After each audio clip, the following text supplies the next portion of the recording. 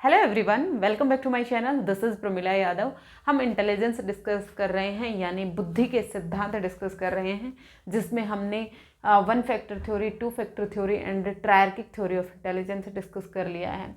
To factor theory है वो Spearman ने दी थी। स्पीयरमैन मानते हैं कि जो इंटेलिजेंस, जो बुद्धि है, उसके दो फैक्टर होते हैं। एक स्पेसिफिक फैक्टर होता है और एक जनरल फैक्टर होता है।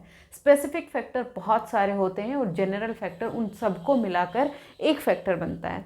फिर उसके बाद हमने स्टर्नबर्ग की triarchic theory of intelligence discuss की थी, जिसमें उन्होंने इंटेलिजेंस के तीन कंपोनेंट की बात की थी। एक तो एनालिटिकल कंपोनेंट, क्रिएटिव कंपोनेंट और प्रैक्टिकल कंपोनेंट।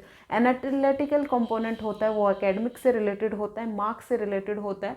क्रिएटिविटी से होता है, कोई भी नई चीज़ बनाने से रिलेटेड होता है। और उसके अलावा जो प्रैक्टिकल हो गया, जो भी चीज़ें सीखी हैं उसका डेली लाइफ में यूज होने वाली जो इंटेलिजेंस है वो प्रैक्टिकल में आएगी। अगर आपको स्टर्नबर्ग और स्पीयरमैन की थ्योरी देखनी है तो आप लास्ट क्लासेस जाकर एक बार देख लीजिएगा।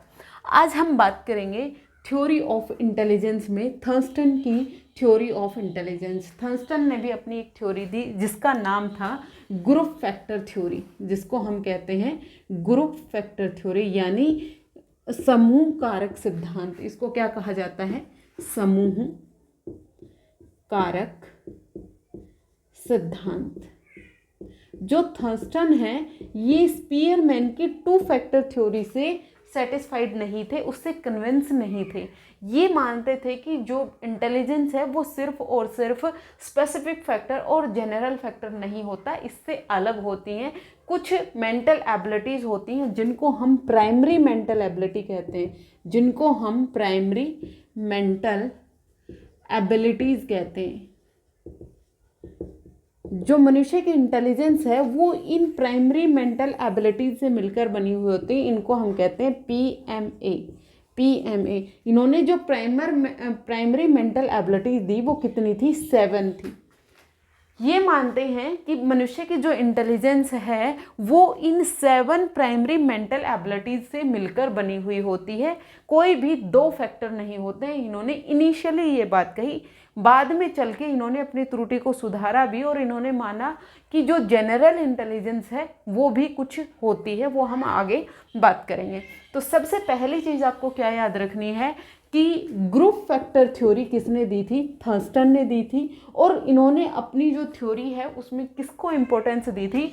प्राइमरी मेंटल एबिलिटी, यानी प्राथमिक संज्ञान की जो क्षमताएं होती हैं उनको इम्पोर्टेंस दी थी। और पीएमए हैं, ये गिनती में कितनी थी? ये 7 थी। ये 7 प्राइमरी एबिलिटी कौन कौन सी थी? Word fluency, verbal comprehension, special visualisation, perceptual speed, numerical ability, reasoning और मेमोरी फैक्टर। ये 7 प्राइमरी मेंटल एबिलिटी होती हैं जो मिलकर मनुष्य की इंटेलिजेंस को निर्धारित करते हैं। ये मानते हैं कि ये जितनी भी प्राइमरी एबिलिटी हैं ये सभी एक दूसरे से स्वतंत्र होती हैं।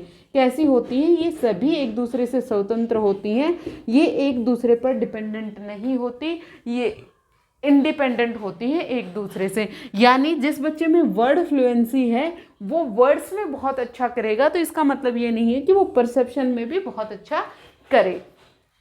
तो ये क्या है? ये जितनी भी मेंटल एबिलिटी हैं वो सभी एक दूसरे से स्वतंत्र होती है, एक दूसरे पर डिपेंडेंट नहीं होती। ये चीज़ भी आपको याद रखनी है।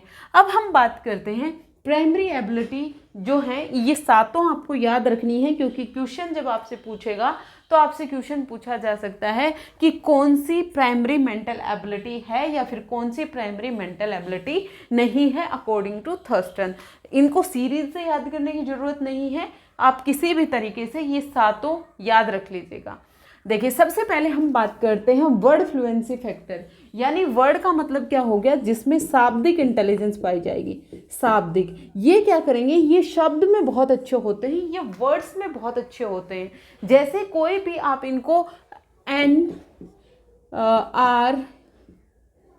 लिख दिया आपने, कोई भी आपने एक जंबल वर्ड दिया, अब ये इस वर्ड को रिकॉग्नाइज करेंगे, ये देखेंगे कि इससे क्या क्या वर्ड बनाया जा सकता है, ये इससे RUN एक सही शब्द बना देंगे।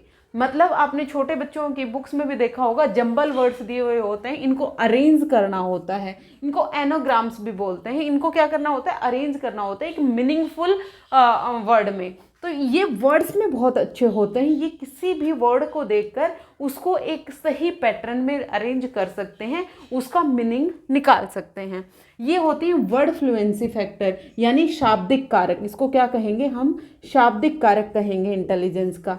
जिन बच्चों की वर्ड फ्लुएंसी अच्छी होगी वो शब्दों में अच्छे होंगे, वो वर्ड्स में बहुत अच्छे होंगे, वो वर्ड्स के रिकग्नाइज करने में बहुत अच्छे होते हैं।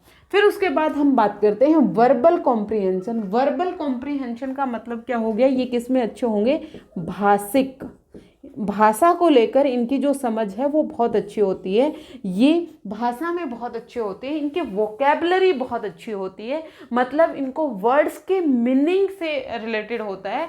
ये जो हमारी वोकैब एग्जाम में भी गिवन होती है ना, वोकैब के 3-4 क्वेश्चन आते हैं, एंटोनिम पूछ लेगा आपसे, सिनोनिम पूछ लेगा, ये उनमें बहुत अच्छे होते हैं। वर्ड्स की इनमें समझ बहुत अच्छी होती है, एक वर्ड के 6-7 मीनिंग ये निकाल सकते हैं। उनके एंटोनिम्स में बहुत अच्छे होंगे, सिनोनिम्स में बहुत अच्छे होंगे, मतलब इनको वोकैब की बहुत अच्छी समझ होती है। तो ये क्या होती है, वर्बल कॉम्प्रिहेंशन होती है। फिर उसके बाद हम बात करें स्पेशल विजुअलाइजेशन, यानी इनमें क्या होती है, स्थानिक कारक होते हैं। ये कौन से कारक होते हैं, स्थानिक होते हैं। इसका मतलब क्या है, इनको विजुअलाइजेशन इनकी बहुत अच्छी होती है। कोई भी ऑब्जेक्ट इनके सामने प्रेजेंट नहीं है, फिर भी ये उसको विजुअलाइज कर सकते हैं और वे अपने ही मन में, अपने ही माइंड में उसकी एक इमेज की फॉर्मेशन कर सकते हैं। जैसे हम मैथ्स में बात करें तो जो ज्योमेट्री वाला पोर्शन होता है उसमें ये बहुत अच्छे मिलेंगे, क्योंकि इनको स्थान से रिलेटेड इनको नॉलेज होती है, स्थान से रिलेटेड इनकी इंटेलिजेंस होती है। तो स्पेशल किस में आएगा, स्थानिक कारक आएगा, जिनको स्थान को लेकर बहुत अच्छी समझ होती है। जैसे जो आर्किटेक्चर होते हैं, जो कोई मैप बनाते हैं, वो एक कोई भी आप मकान का कोई भी घर बनाना है आपने, उसका आप मैप बनवाने जाते हैं तो वो एक पेज पे विजुअलाइज करके एब्स्ट्रैक्ट कॉन्सेप्ट में बहुत अच्छे होते हैं। जो चीज़ें इनके सामने प्रेजेंट नहीं है, ये उनको भी विजुअलाइज करके अपनी जो इमेजिनेशन है उसको कागज़ पर उतार सकते हैं। तो इनमें स्पेशल विजुअलाइजेशन कारक होता है। फिर उसके बाद हम बात करें परसेप्चुअल स्पीड। परसेप्शन का मतलब ये क्या कर सकते हैं, प्रत्यक्षीकरण कर सकते हैं, मतलब किसी भी चीज़, कोई भी चीज़ इनने पहले से देखी हुई है तो ये उसको बहुत जल्दी पहचान लेते हैं, बहुत जल्दी परसेप्शन बना लेते हैं, उसको लेके रिकॉग्नाइज बहुत जल्दी कर लेते हैं। तो ये बच्चों में ये कौन सा कारक हुआ, ये परसेप्चुअल स्पीड हुई। फिर उसके बाद न्यूमेरिकल एबिलिटी। न्यूमेरिकल एबिलिटी का मतलब ये किस में अच्छे होंगे, ये मैथ्स में बहुत अच्छे होंगे। इसको हम क्या बोलेंगे, सांख्यिक कारक या फिर क्षमता, सांख्यिक कारक या फिर क्षमता। इनमें ये मैथ्स में बहुत अच्छे होते हैं। मैथ्स में बहुत अच्छे होने का मतलब ये बहुत जल्दी अपने माइंड में जोड़ घटा गुणा भाग कर सकते हैं। इनकी मैथ्स बहुत अच्छी होती है, बहुत जल्दी ये कैलकुलेशन कर पाते हैं। तो मनुष्य में एक प्राइमरी एबिलिटी ये होती है जो उसको मैथ्स में बहुत अच्छा बनाती है, न्यूमेरिकल एबिलिटी, यानी मैथ्स में बहुत अच्छा होगा। उसके बाद रीजनिंग एबिलिटी, यानी वो तार्किक होगा, तार्किक क्षमता का एक कारक होता है रीजनिंग एबिलिटी। ये क्या कर सकता है, तर्क वितर्क कर सकता है। जैसे रीजनिंग के क्वेश्चन भी हम देखते हैं, कोई भी एक आपको अरेंजमेंट करना है, आपको कोई भी एक सीरीज दी हुई होती है क्वेश्चन में, और फिर आपको नेक्स्ट वर्ड ढूंढना होता है, ये क्या, तो ये बहुत जल्दी उस पैटर्न को ढूंढ पाते हैं कि इनके बीच में क्या सिमिलरिटी है, उससे ये एक प्रिंसिपल बना सकते हैं। जैसे हमें जो इंग्लिश की वो अल्फ़ाबेट्स होते हैं उनको सफल करके क्वेश्चन दिया हुआ होता है और फिर उसमें हमें पैटर्न ढूंढना होता है कि इसमें क्या पैटर्न बनेगा। तो ये किससे रिलेटेड होता है, ये रीजनिंग से रिलेटेड होती है, ये तार्किक कारक होते हैं, तार्किक क्षमता होती है। फिर उसके बाद मेमोरी फैक्टर आता है। मेमोरी का मतलब स्मृति से रिलेटेड हो गया। किससे रिलेटेड होगा, स्मृति से रिलेटेड होगा। जो भी नॉलेज इनको है, जो भी इन्होंने पहले से सीखा है, ये मेमोरी में बहुत अच्छे से स्टोर कर लेते हैं, मतलब इनके रटने की क्षमता अच्छी होती है, ये रट बहुत अच्छे से लेते हैं। तो ये जब रटेंगे, जब इनको कोई भी चीज़ आती है तो ये बहुत जल्दी अपनी मेमोरी से रिट्रीव करके उस चीज़ों को सामने ले आते हैं। तो ये क्या हुई, प्राइमरी फैक्टर हुआ। ये 7 फैक्टर होते हैं, हर एक मनुष्य में होते हैं, लेकिन इसका जो परसेंटेज है वो कम या ज़्यादा हो सकता है। इसका मतलब क्या है, किसी में हो सकता है वर्ड फ्लुएंसी बहुत ज़्यादा हो और रीजनिंग फैक्टर कम हो, उसके अलावा किसी में न्यूमेरिकल एबिलिटी हो सकता है अच्छी हो, स्पेशल विजुअलाइजेशन ना हो। मतलब प्राइमरी एबिलिटी हैं वो 7 होती हैं, हो सकता है किसी में ये 7 हो सकता है किसी में 1 हो सकता है किसी में 2 हो सकता है किसी में 7 हो, लेकिन कोई ज़्यादा हो और कोई कम हो। तो ये कहते हैं कि जो मनुष्य की जो इंटेलिजेंस है, किसी भी बच्चे की जो इंटेलिजेंस है, वो ये 7 कारक ही डिटरमाइन करते हैं। ये 7 प्राइमरी मेंटल एबिलिटी होती हैं जो किसी भी मनुष्य की इंटेलिजेंस को डिटरमाइन करते हैं। इसीलिए इन्होंने 7 जो प्राइमरी एबिलिटी है इनको एक ग्रुप में कहा, इसीलिए इसको ग्रुप फैक्टर थ्योरी भी कहा गया है। ये थी थर्स्टन की ग्रुप फैक्टर थ्योरी। इसमें इससे ज़्यादा कुछ भी नहीं पूछा जा सकता है, सिर्फ आपसे पूछा जा सकता है ग्रुप फैक्टर थ्योरी किसने दी थी, थर्स्टन ने दी थी। प्राइमरी मेंटल एबिलिटीज़ की बात किसने की थी, वो भी थर्स्टन ने की थी।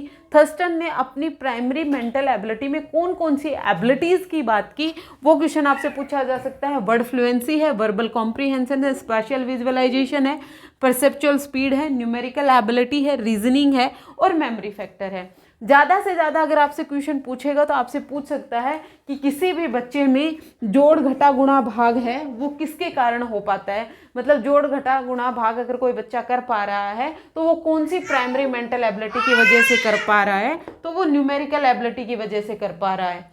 फिर उसके बाद आता है, आपसे पूछा जा सकता है कि कोई भी मैप में बहुत अच्छा है या फिर कोई ड्राइंग बहुत अच्छी कर लेता है, स्थान को लेकर उसे बहुत अच्छी समझ है, तो उसमें कौन सी प्राइमरी मेंटल एबिलिटी होगी, उसमें स्पेशल होगी। कोई वर्ड्स में बहुत अच्छा है तो उसमें कौन सी प्राइमरी मेंटल एबिलिटी होगी, तो उसमें वर्ड फ्लुएंसी होगी। इससे बाहर कोई भी क्वेश्चन आपके एग्जाम में नहीं पूछा जा सकता है। होपफुली आपको ये क्लियर हो गया होगा। अगर आपको सीरीज़ पसंद आ रही है तो आप लाइक शेयर एंड सब्सक्राइब कर सकते हैं। आज के लिए इतना ही, मिलते हैं फिर से। Thank you very much.